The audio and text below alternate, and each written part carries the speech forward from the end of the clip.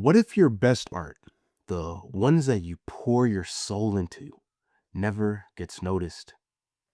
No likes, no views, no applause. Would you still create it?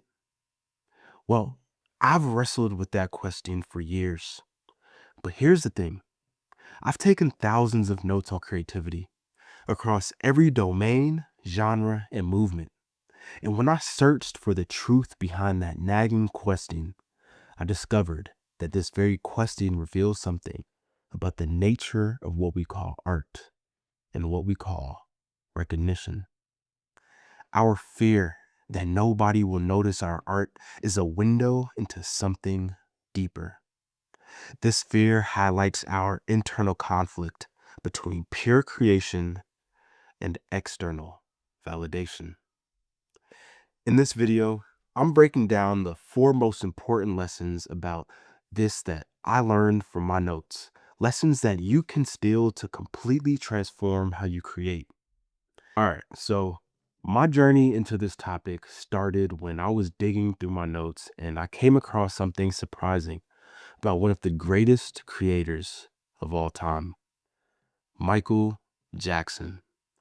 So, Michael Jackson released 146 songs that moved the world. But after he passed away in 2009, news surfaced that shocked even some of his closest friends. Inside of his estate, they uncovered over 2,000 unreleased songs, along with handwritten journals filled with song ideas and stage designs, and even short films that he created. All of them were locked away, never shared. Insiders said that some of these unreleased works were his most raw and fearless creations, in ways that his public work, as beautiful as they were, just never dared to be. And here's where things got even more interesting. I started seeing the same pattern over and over again in my notes. Georgia O'Keeffe kept small watercolors that she never showed anyone, not her husband, not her galleries, not even her closest friends. She called them her private paintings. Also, Stanley Kubrick. He was famous for releasing just 13 films, but he left behind an entire archive of scripts and storyboards and unfinished projects that he never let the world see. There's Prince, there's Monet, there's Bach. When I see a pattern like this repeating in my notes, I always think that there's something going on here. On one side, there's legendary creators deliberately choosing to hide most of their work. And on the other side, there's artists like me, craving for the world to see all of our work. That contrast started to mess with me. Why were they, I don't know, why were they at peace, keeping their work locked away while sometimes I feel defeated if my posts don't even perform? And that's when the deeper questions started to surface. What if nobody ever sees my best work? Is my art still valuable if it never reaches an audience? What if being fully myself in my art means never being fully understood? These questions send me down a rabbit hole digging back through years of notes, and today I want to share the answers that I found because it might just change how you think about your own art. The first lesson that I like to share is that creation begins in solitude, not in an audience. The book How to Think Like Leonardo da Vinci touches on this. So Da Vinci said that the painter must be solitary, for if you are alone, you are completely yourself. But if you are accompanied by a single companion, you are half yourself. Da Vinci believed that being alone helps you think more clearly and be more creative. You see, there's a curious thing that happens when we create. We begin with this wild, untamed impulse, this urge to make something that didn't exist before. And in that moment of pure creation, when the brush touches the canvas or the pen touches the paper, your voice echoes into that studio mic, there's no audience, there's no critic, there's no one to judge us. There's only you and that mysterious dance between intention and surprise, between what you planned to do and what actually happens. But then, and here's where it gets interesting, we just step back and we look at what we made, and right away we imagine other eyes looking at it. We start making up reviews in our head. We begin to worry, just wondering, will they get it? Will they care? Will they even notice it? This is what Da Vinci was hinting at. When you're by yourself, you're free to fully be you. Your thoughts, your imagination, your ideas aren't influenced by anyone else. But as soon as you involve other people, even just one person, part of your attention shifts toward them. You act differently, you hold back, you get distracted. You're no longer 100% you. He wasn't saying that people are bad. He had muses like how I have my wife, and he also enjoyed learning from other people. But when it comes to creating art or thinking deeply, he found that solitude gives you the space to really connect with your thoughts and let your creativity flow freely. All right, so now the second lesson is something that might sound crazy. It's this: the best art might not easily be noticed. All right, hear me out. What if the very best art, the art that comes closest to touching the most beautiful mysteries of our existence, is precisely the art that cannot be easily noticed or are understood in the conventional sense? Think about it though. We live in a culture obsessed with recognition, with being seen, with going viral. But the deepest currents of life flow quietly. The most profound transformations happen in silence. I just thought about this the other afternoon when I was watching my wife gardening through the window. It's that the seed doesn't announce itself as it splits open in the darkness of the earth. The sunset doesn't perform for applause. And your art, I'm talking about the truest art that you create, emerges from the same source as the seed, as that sunset. The art that most deeply touches your soul might never trend or sell or even be recognized as art. Because just like appreciating the life of a beautiful flower or looking up at the gaze of a captivating sunset, appreciating soulful art, appreciating deeply personal music requires a kind of tuning in, of slowing down, or even an unlearning of our usual way of looking and listening.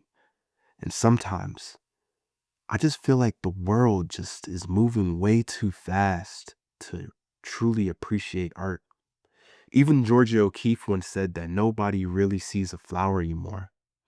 She said that we don't have time, and it takes time to see things.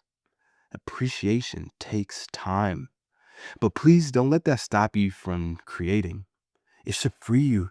It should free you to create art that you never thought of creating before. Like art that exists for a fleeting moment, or anonymous creations, no post, no credit, just a gift to the world. Regardless of what you create, here's the wonderful paradox. The moment you create something authentic, something that genuinely expresses your unique way of being, it has already succeeded completely. It has already fulfilled its purpose. You see, we've gotten confused about what art is for. We think it's for fame, for recognition, for making us feel important. But art is actually more like breathing. You don't breathe to impress anyone. You breathe because breathing is what keeps life flowing through you. And that just reminds me so much about art. Inhaling inspiration and exhaling creation. In my book, Create or Die, I say that the point of playing the piano is to play the piano. The point of dancing is to dance. The point of painting is to paint. The point of writing is to write. The point of being creative is to create. But don't misunderstand me though. I'm not suggesting that recognition isn't wonderful when it comes. Of course, it's delightful to have your work appreciated. to feel that connection with others who resonate with what you've created. But that recognition is just the cherry on top. So, what if no one notices? What if your masterpiece stays unseen, your poem unpublished, your song unheard, your book unsold? Well, what I've learned is that this changes nothing essential about what you've accomplished. Because the point was never to be seen. The point was to see clearly, to feel deeply, to connect with that quiet place inside you where the real art lives. And if you're like me, if you're obsessed with that place, with the mystery of creativity itself, I'd love to share something with you. So, over the last 4 years, I've collected and distilled everything I've learned about creativity, the research, the insights, the stories, the soul of it all of my notes. And if you would like access to all those notes, the raw, unfiltered ideas that fuel everything that I make, just tap the link in the description and let me know where to send them to you. All right. The third powerful lesson that I learned is something that I think about often. It's that recognition moves in mysterious ways across time. We have this strange notion that recognition must come immediately, that it must come in our lifetime, it must come in forms that we recognize. But influence moves in ways that we can't really understand. I remember when I went to the Sistine Chapel and I stood below the beautiful paintings by Michelangelo. I just thought about how lucky I was to have the opportunity to see what he created on those ceilings 500 years later. But here's what's crazy. Michelangelo thought that painting the Sistine Chapel ceiling was just a job that he was getting paid for. He considered himself a sculptor, not a painter. He had no idea that he was creating something that would define art for centuries. And how many artists do we celebrate who died without being known? How many insights that seem revolutionary today were dismissed as nonsense when they were first expressed? Sometimes your impact isn't measured in real time, it's measured in lifetimes. In Rick Rubin's book, Creative Act, he said it beautifully. He said that as a human being, we come and we go quickly, and we get to make works that stand as monuments to our time here. Michelangelo's David, the first cave paintings, the child's finger painted landscapes, they all echo the same human cry. Like graffiti scrawled in the bathroom stall, I was here. I was here. It's such a beautiful choice of three words to capture the cry of an artist's soul. I would love to read a book written by my great great grandfather, or listen to a song by my great great grandmother, or a poem, or a painting, whatever. You see, we live in a digital age where our art in all forms can become artifacts passed down for generations to come. Sometimes I create with this in mind, that even if my art or these videos don't reach the rest of the world, it would just be so cool if it just made it into the hands of my great, great, great, great, great grandkids. Man, every piece you create becomes part of a larger conversation, one that extends far beyond your years on earth. Vincent van Gogh only sold one painting in his life, but in a message he wrote to his brother, he said, I can't change the fact that my paintings don't sell, but the time will come when people will recognize that they are worth more than the value of the paints used in the picture. So create like you're having a conversation with the future. Make work that will matter to people you'll never meet in times you'll never see. Oh, yeah. Before I share my final thought, if something in you feels called to make something that lasts, to create something meaningful, or just to leave a legacy, I made something to help. It's a free 30-day journey designed to help you finally make the work that you're meant to be making. It's a full transformation. It's simple to join. Just tap the link in the description, drop your email, and every morning I'll send you one short, powerful lesson along with one but intentionally small but powerful assignment to move you forward in your journey. And I promise it's not like anything you've tried before.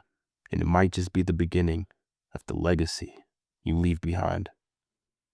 Okay, so everything we've talked about circles back to Michael Jackson and the other creators that I mentioned at the beginning of this video. You see, in an MTV interview, Michael Jackson said, "I write a lot of songs that I don't release. I do it for myself. It's a way of practicing or thinking through ideas. I do it for myself, a way of practicing, a way of thinking." The fourth and final lesson is that most of the greatest artists in history created far more work than anyone ever sees. This is because artistic greatness, your greatness, isn't actually about recognition. It's about the commitment to keep creating regardless. What if the question, what if nobody notices my best art, is the wrong question entirely? What if the right question is, how can I create with such authenticity, such presence, such joy in the process itself that whether anyone notices becomes irrelevant? Create because you cannot help but create. Create because something in you demands expression. Create because in that moment, when you're lost in the work, when you and the art become one fluid movement, you touch something that is beyond success and failure, beyond recognition and obscurity. And remember this, nature itself is the greatest masterpiece of all, constantly making forms of incredible beauty and complexity, most of which nobody will ever take the time to notice. Every grain of sand is a tiny jewel that many may never truly be seen. Every cloud is a sculpture that dissolves before it can truly be appreciated. Every leaf is a canvas of vein-like patterns. Every sunset is a painting that transforms every second. Every night sky is a mosaic of light. Every mountain peak is a monument sculpted by time and weather and patience. Yet nature doesn't seem concerned about a lack of critics. So create like nature does, with soulful mastery, no need for applause, and just sheer joy of making something beautiful to come to life. That's the secret, to create because you must. So the next time that voice creeps in, that fear that your best work might go unnoticed, I want you to smile, because now you know the truth. The point was never to be noticed. The point was to notice, to feel, to create. And that, my friend, is enough.